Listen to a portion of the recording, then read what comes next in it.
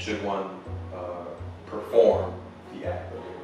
I would say if you could get 3 to 4 times a day, that would be really great. A day? Not a day, a week. Oh, okay, gotcha.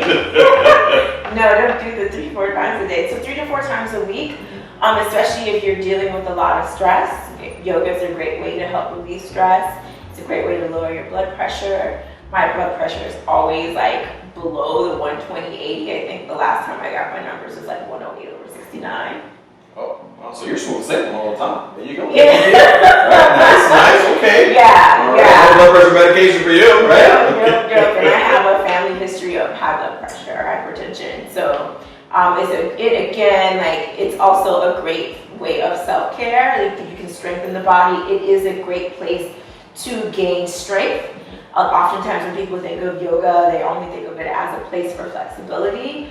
But the practice is, again, a balance of both.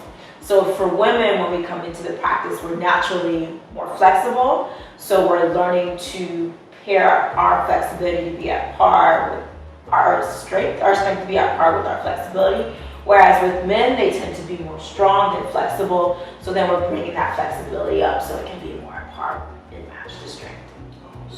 So you help individuals obtain balance. Yeah, that's the goal. I love that. That's the goal. Okay. That's the goal. So And all of that's connected to the breath. Okay. And the breath becomes really key to everything. All right. So my question is,